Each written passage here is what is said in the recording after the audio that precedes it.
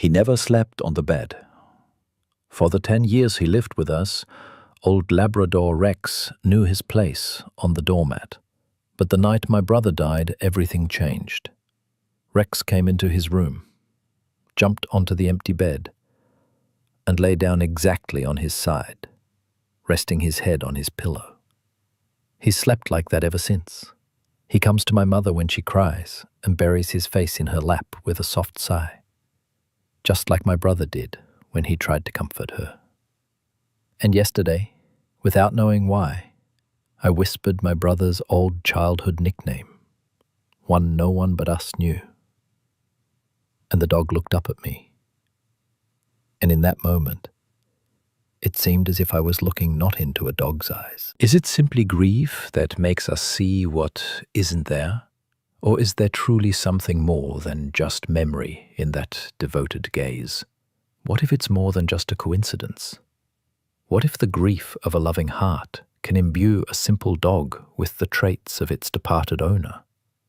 What if love is so powerful that it compels us to see the familiar in the unfamiliar, to seek solace in the devoted gaze of a four-legged friend? These are convenient, rational explanations. They soothe the mind and make everything clear. But what if they're wrong? What if that chilling thrill you felt the first second you recognized an animal as a kindred spirit wasn't a figment of your imagination, but a whisper of truth? The story you just heard isn't unique. Similar tales, passed down orally, can be found in every culture, on every continent. This isn't the invention of internet forums or the plot of a Hollywood movie. The belief that the human soul can find a new home in the body of an animal after death is one of the most ancient and enduring ideas in human history. It's older than many religions and predates most schools of philosophy.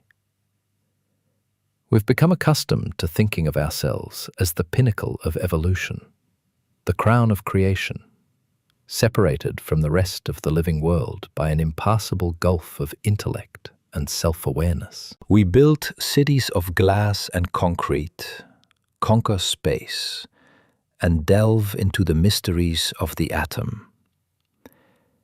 And yet, animals remain for us a symbol of wild, untamed nature. Devoted companions, dangerous predators, silent observers. What if this chasm is just an illusion? What if the most intimate part of us, what we call soul, consciousness, personality, can cross this boundary? Here it is, the great mystery that has haunted people for millennia. Can the human essence, with all its memories, habits, attachments, and fears, continue its journey in a body covered in fur or feathers? Can the spark of our mind, extinguished in one body, rekindle in the eyes of a wolf, an eagle, or a house cat? Can an animal become not just a friend, but an extension of the one we have lost? This is not just a question of faith. It is a challenge to our understanding of life, death, and the very nature of consciousness. Forget skepticism for a moment. Imagine it is possible. What are the rules of this incredible game? Is it a random process, a lottery of souls, or is it a natural stage of a great journey? Perhaps it is a reward, or conversely, a punishment. This idea, so ancient and all-encompassing, has a name that sounds like a spell from an ancient grimoire, metempsychosis. Translated from ancient Greek, it means transmigration of the soul. Not simply reincarnation from one human body to another, but a crossing of species barriers. Metempsychosis suggests that the soul is a universal energy, not rigidly bound to human form, capable of wandering throughout the tree of life. And it wasn't only anonymous shamans who observed the habits of totem animals around a primordial fire who believed this.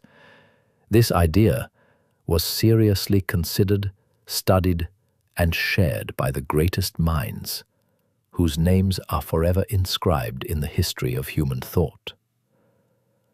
They saw metempsychosis not as a mystical fairy tale, but as the key to understanding universal justice and the laws of the universe. So who was the first to dare proclaim this publicly? Who transformed vague hunches and ancient beliefs into a coherent philosophical concept? To find the answer, we must travel back in time to the cradle of Western civilization and hear the story of a sage who once heard the voice of his deceased friend in the plaintive squeal of a beaten puppy. Do you think the idea of a soul trapped in an animal's body is fodder for modern mystical forums or Hollywood movies? Do you dismiss it as a beautiful but naive attempt by our minds to cope with loss? But what if I told you that this mystery has fascinated not just impressionable people, but the greatest minds in human history? That at its core lies not sentimentality, but rigorous philosophical logic. To understand this, we must travel back in time, far back in time, to the misty shores of ancient Greece, where geniuses laid the foundations of all Western civilization.